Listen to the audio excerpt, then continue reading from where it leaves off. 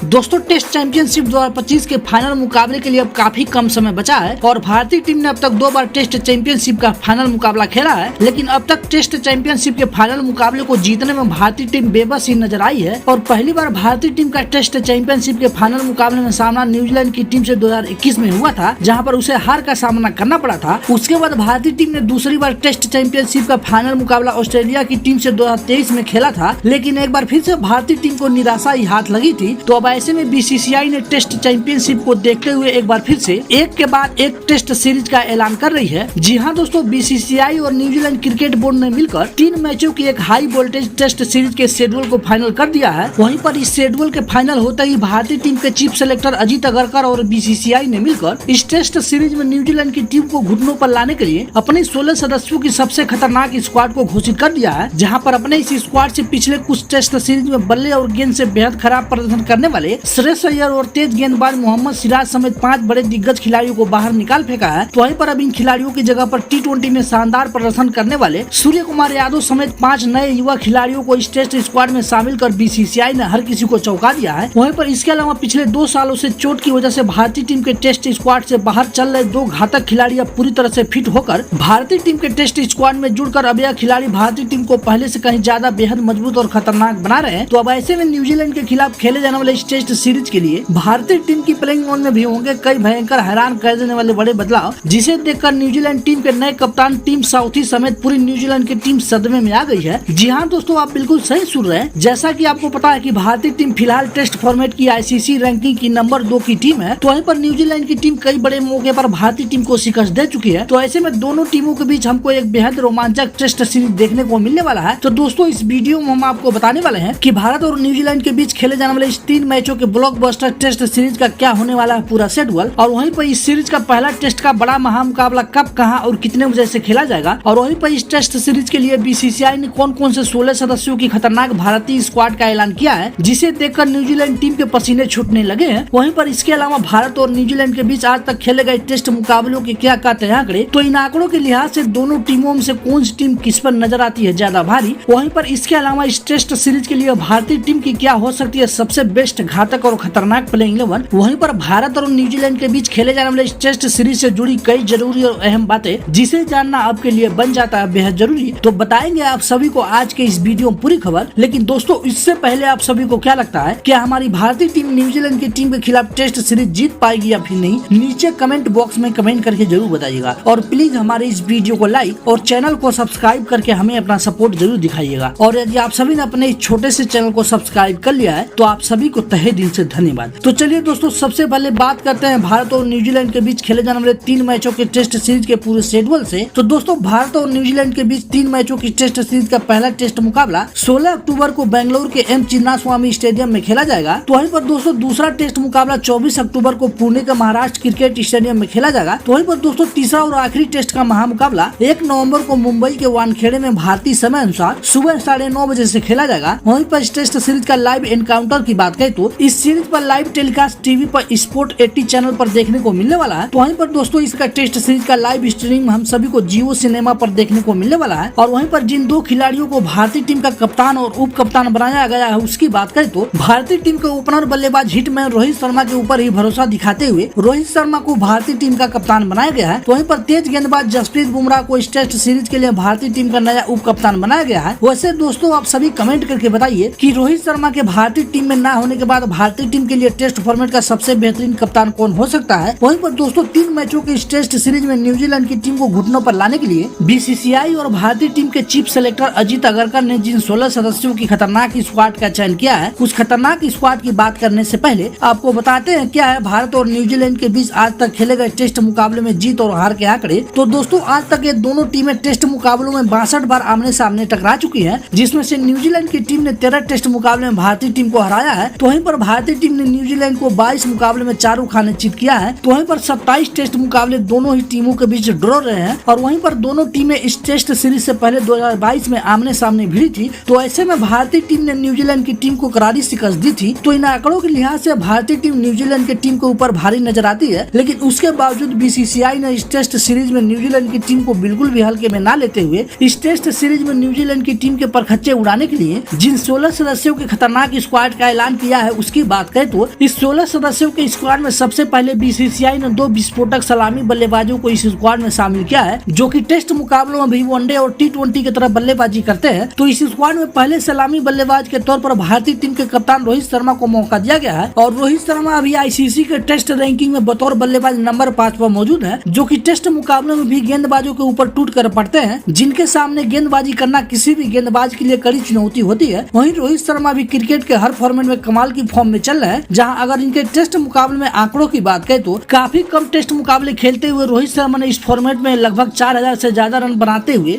12 शतक और 17 अर्धशतक टेस्ट फॉर्मेट में लगाए हैं, जो कि बतौर ओपनर बल्लेबाज चौंकाने वाले आंकड़े हैं। वहीं पर इस स्क्वाड में दूसरे सलामी बल्लेबाज के तौर पर बाएं हाथ के खतरनाक बल्लेबाज यशस्वी जायसवाल को मौका दिया गया है और यशस्वी जायसवाल ने जब से टेस्ट मुकाबले में भारतीय टीम के लिए बतौर ओपनर बल्लेबाज खेलना शुरू किया है, तब से भारतीय टीम की सलामी जोड़ी ने ठोस शुरुआत टेस्ट मुकाबले में दी है और हाल ही में खेले गए टेस्ट मुकाबले में गेंदबाजों के लिए काल बन चुके यशस्वी जायसवाल फिलहाल आईसीसी के टेस्ट रैंकिंग में मौजूदा समय में नंबर 6 पर बतौर बल्लेबाज मौजूद है। वहीं पर अगर इनके टेस्ट मुकाबले में आंकड़ों की बात करें तो केवल 9 टेस्ट मुकाबले खेलते हुए 1000 से ज्यादा रन बनाते हुए इस फॉर्मेट में 2 दोहरे शतक, 1 शतक और 3 अर्धशतक बनाते हुए टेस्ट मुकाबले में काफी कम समय में कई नए रिकॉर्ड बनाकर बड़े से बड़े दिग्गज बल्लेबाजों को सोचने पर मजबूर कर दिया है। ऐसे में दोस्तों आप सभी कमेंट करके बताइए कि यशस्वी जायसवाल और रोहित शर्मा में न्यूजीलैंड के खिलाफ टेस्ट सीरीज में ज्यादा रन कौन बना सकता है। वहीं पर इस स्क्वाड में अगर मिडिल ऑर्डर बल्लेबाजों की बात करें तो 16 सदस्यों के इस स्क्वाड में बीसीसीआई ने 4 तगड़े मिडिल ऑर्डर बल्लेबाजों को मौका दिया है। तो इस स्क्वाड में पहले मिडिल ऑर्डर बल्लेबाज के तौर पर शुभम गिल को मौका दिया गया है और शुभम गिल टेस्ट फॉर्मेट के एक तगड़े बल्लेबाज हैं, लेकिन पिछले कुछ टेस्ट सीरीज से इनका बल्ला उस लिहाज से नहीं चला है जिस कद के शुभम गिल बल्लेबाज हैं और शुभम गिल मिडिल ऑर्डर के अलावा सलामी बल्लेबाज भी खेलते हैं, लेकिन न्यूजीलैंड के खिलाफ इस टेस्ट सीरीज में मिडिल ऑर्डर में ही बल्लेबाजी करते हुए नजर आएंगे। वहीं पर अगर इनके टेस्ट मुकाबले में आंकड़ों की बात करें तो शुभम गिल ने टेस्ट फॉर्मेट में 1500 रन बनाते हुए 4 शतक तो 6 अर्धशतक लगाए हैं। वहीं इस स्क्वाड में दूसरे मिडिल ऑर्डर बल्लेबाज के तौर पर विराट कोहली को मौका दिया गया है और पिछले टेस्ट सीरीज में इंग्लैंड के खिलाफ विराट कोहली का बल्ला बिल्कुल शांत ही दिखाई दिया था, जिस वजह से आईसीसी के मौजूदा टेस्ट रैंकिंग में नंबर 4 से खिसक कर नंबर 7 पर पहुंच चुके हैं। तो ऐसे में जरूर विराट कोहली इस टेस्ट सीरीज में न्यूजीलैंड के खिलाफ रन बनाकर दोबारा से अपनी लय में लौटना चाहेंगे। वहीं पर अगर विराट कोहली के टेस्ट मुकाबले में आंकड़ों की बात करें तो 9000 से ज्यादा रन बनाते हुए 29 शतक और 30 अर्धशतक इस फॉर्मेट में लगाए हैं और इस स्क्वाड में तीसरे मिडिल ऑर्डर बल्लेबाज के तौर पर सूर्य कुमार यादव को मौका दिया गया है, क्योंकि T20 मुकाबले में अपनी ताबड़तोड़ बल्लेबाजी का लोहा मनवा चुके हैं। तो ऐसे में सूर्य कुमार यादव टेस्ट मुकाबले में T20 की तरह तेजी से रन बना सकते हैं। वहीं सूर्य कुमार यादव ने अब तक केवल एक ही टेस्ट मुकाबला खेला है, जिसमें से इनके बल्ले से कुछ खास रन नहीं निकले हैं। ऐसे में सूर्य कुमार यादव जरूर न्यूजीलैंड के खिलाफ टेस्ट सीरीज में अपनी ताबड़तोड़ बल्लेबाजी से इस टेस्ट फॉर्मेट में भी गेंदबाजों के लिए कड़ी चुनौती पेश करने वाले हैं। वहीं पर इस स्क्वाड में चौथे और आखिरी मिडिल ऑर्डर बल्लेबाज के तौर पर सरफराज खान को मौका दिया गया है और हाल ही में न्यूजीलैंड के खिलाफ टेस्ट मुकाबले में डेब्यू करते हुए सरफराज खान ने अपने ताबड़तोड़ बल्लेबाजी की बेहतरीन छाप छोड़ी थी, जहां पर इस सीरीज में एक के बाद एक 3 अर्धशतक तेज स्ट्राइक रेट से बनाते हुए गेंदबाजों के धज्जियां उड़ाकर रख दिए थे। तो अब देखने वाली बात होगी कि न्यूजीलैंड के खिलाफ फिर से इनका बल्ला रनों की बारिश कर सकता है या फिर नहीं। वहीं पर 16 सदस्यों के इस स्क्वाड में बीसीसीआई ने 2 बेहतरीन युवा विकेट कीपर बल्लेबाजों को मौका दिया है। तो इस स्क्वाड में पहले विकेट कीपर बल्लेबाज के तौर पर बाएं हाथ के ऋषभ पंत को मौका दिया गया है और ऋषभ पंत की वापसी भारतीय टीम के टेस्ट स्क्वाड में पूरे 2 सालों के बाद रिसेंट समय में बांग्लादेश के खिलाफ हो रही है। वहीं ऋषभ पंत एक ऐसे बल्लेबाज हैं जो किसी भी पोजीशन पर बल्लेबाजी कर सकते हैं। वहीं पर अगर इनके टेस्ट मुकाबले में आंकड़ों पर नजर डाले तो ऋषभ पंत ने लगभग 2300 से ज्यादा रन बनाते हुए 5 शतक और 12 अर्धशतक तेज तरार स्ट्राइक रेट से जड़ते हुए भारतीय टीम को कई मुकाबले में जीत दिला चुके हैं। वहीं पर इस स्क्वाड में दूसरे विकेट कीपर बल्लेबाज के तौर पर बाएं हाथ के ही विस्फोटक विकेट कीपर बल्लेबाज ईशान किशन को मौका दिया गया है और ईशान किशन भारतीय टीम के क्रिकेट के तीनों ही फॉर्मेट में लंबे समय से बाहर चल रहे हैं, लेकिन अब उनकी वापसी टेस्ट मुकाबले के लिए हो रही है, जिनके अगर हम टेस्ट मुकाबले में आंकड़ों की बात करें तो ईशान किशन ने महज 2 टेस्ट मुकाबले खेलते हुए 1 अर्धशतक बनाया है। वहीं पर दोस्तों 16 सदस्यों के इस स्क्वाड में बीसीसीआई ने 3 शानदार ऑलराउंडर खिलाड़ियों को मौका दिया है, जो कि अपनी ताबड़तोड़ बल्लेबाजी और सटीक गेंदबाजी के दम पर किसी भी टेस्ट मुकाबले का नतीजा पलक झपकते बदल देने का दम रखते हैं। तो इस स्क्वाड में पहले ऑलराउंडर खिलाड़ी के तौर पर मौजूदा समय में आईसीसी के टेस्ट रैंकिंग में नंबर 2 पर मौजूद ऑलराउंडर खिलाड़ी रविचंद्रन अश्विन को मौका दिया गया है और रविचंद्रन अश्विन पिछले 2 सालों से टेस्ट फॉर्मेट के लिए भारतीय टीम के सबसे बड़े मैच विनर ऑलराउंडर खिलाड़ी हैं, जो कि बल्ले और गेंद से हर बार तारीफ के काबिल प्रदर्शन करते आ रहे हैं, जिनके अगर हम टेस्ट मुकाबले में आंकड़ों की बात करें तो अपनी फिरकी गेंदबाजी से 530 से ज्यादा विकेट लेने के साथ साथ अपने बल्ले से 3300 से ज्यादा रन बनाते हुए 6 शतक इस फॉर्मेट में लगाए हैं। वहीं पर इस स्क्वाड में दूसरे ऑलराउंडर खिलाड़ी के तौर पर बाएं हाथ के खतरनाक ऑलराउंडर खिलाड़ी रविंद्र जडेजा को मौका दिया गया है और भारतीय टीम के टेस्ट मुकाबले के तगड़े ऑलराउंडर खिलाड़ी रविंद्र जडेजा फिलहाल आईसीसी के टेस्ट रैंकिंग में बतौर ऑलराउंडर खिलाड़ी नंबर 1 पर मौजूद हैं, जिनके अगर हम टेस्ट मुकाबले में आंकड़ों की बात करें तो रविंद्र जडेजा ने टेस्ट में 3000 से ज्यादा रन बनाते हुए 4 शतक तो 20 अर्धशतक बनाते हुए अपनी फिरकी गेंदबाजी से लगभग 300 से ज्यादा विकेट निकाले हैं। वहीं पर इस स्क्वाड में तीसरे और आखिरी ऑलराउंडर खिलाड़ी के तौर पर बाएं हाथ के तगड़े खिलाड़ी अक्षर पटेल को मौका दिया गया है, जिन्होंने हाल ही में कई टेस्ट सीरीज में अपनी बल्लेबाजी और गेंदबाजी की गहरी छाप छोड़ी है। जिनके अगर हम टेस्ट मुकाबले में आंकड़ों की बात करें तो बल्ले से लगभग 700 रन बनाते हुए 2 अर्धशतक जड़ते हुए अपनी फिरकी गेंदबाजी से 55 विकेट भी चटकाए हैं। वहीं पर इस 16 सदस्यों के स्क्वाड में अगर गेंदबाजी की बात करें तो बीसीसीआई ने 4 खतरनाक गेंदबाजों को मौका दिया है, जो कि न्यूजीलैंड टीम के टॉप ऑर्डर बल्लेबाजी क्रम को तहस नहस कर सकते हैं। तो इस स्क्वाड में पहले गेंदबाज के तौर पर तेज गेंदबाज मोहम्मद शमी को मौका दिया गया है और पिछले कुछ समय से भारतीय टीम के टेस्ट स्क्वाड से चोट की वजह से बाहर चल रहे मोहम्मद शमी की वापसी इस टेस्ट सीरीज के लिए हो रहा है। जिनके अगर हम टेस्ट मुकाबले में आंकड़ों की बात करें तो मोहम्मद शमी ने टेस्ट में 229 विकेट लेते हुए फिलहाल भारतीय टीम के सबसे बड़े विकेट टेकर गेंदबाज हैं। वहीं पर इस स्क्वाड में दूसरे गेंदबाज के तौर पर तेज गेंदबाज आकाशदीप को मौका दिया गया है और आकाशदीप ने पिछले टेस्ट सीरीज में इंग्लैंड के खिलाफ टेस्ट में डेब्यू किया था और अपने डेब्यू टेस्ट मुकाबले में ही शानदार गेंदबाजी की थी, जहां पर पहले टेस्ट मुकाबले में इंग्लैंड के खिलाफ आकाशदीप ने 3 विकेट लेकर टेस्ट फॉर्मेट में अपनी करियर की शुरुआत बेहद ही शानदार अंदाज में किया था। वहीं पर इस स्क्वाड में तीसरे गेंदबाज के तौर पर भारतीय टीम के सबसे तगड़े स्पिन गेंदबाज कुलदीप यादव को मौका दिया गया है, जिनके अगर हम टेस्ट मुकाबले में आंकड़ों की बात करें तो कुलदीप यादव ने महज 12 टेस्ट मुकाबले खेलते हुए 50 से ज्यादा विकेट लेकर इस फॉर्मेट में अपनी गेंदबाजी की शानदार छाप छोड़ी है। वहीं पर इस स्क्वाड में चौथे और आखिरी गेंदबाज के तौर पर भारतीय टीम के सबसे घातक तेज गेंदबाज जसप्रीत बुमराह को मौका दिया गया है, जो कि मैच के किसी भी सिचुएशन में गेंदबाजी करते हुए विकेट चटका कर विरोधी टीमों को बैकफुट में ढकेलने का काम करते हैं, जिनका मौजूदा फॉर्म क्रिकेट के हर फॉर्मेट में शानदार रहा है। वहीं पर अगर इनके टेस्ट मुकाबले में गेंदबाजी के आंकड़ों की बात करें तो जसप्रीत बुमराह ने 160 से ज्यादा विकेट निकालकर काफी कम समय में ही कई कीर्तिमान बनाकर हर किसी को चौंकाया है। वैसे दोस्तों आप सभी कमेंट करके बताइए कि भारतीय टीम अपनी 16 सदस्यों की स्क्वाड के साथ न्यूजीलैंड से टेस्ट सीरीज जीत सकती है या फिर नहीं। वहीं पर इसके अलावा बीसीसीआई को और किस खिलाड़ियों को इस स्क्वाड में खेलने का मौका देना चाहिए था, नीचे कमेंट बॉक्स में कमेंट करके जरूर बताइएगा। और यदि आप सभी ने अपने इस चैनल को अभी तक सब्सक्राइब नहीं किया है तो चैनल को सब्सक्राइब करना बिल्कुल भी ना भूले, ताकि क्रिकेट जगत से जुड़ी कोई भी जानकारी सबसे पहले आप तक पहुंच सके। तो दोस्तों आज के इस वीडियो में बस इतना ही, हम फिर मिलते हैं अगले वीडियो में, तब तक के लिए जय हिंद, वंदे मातरम।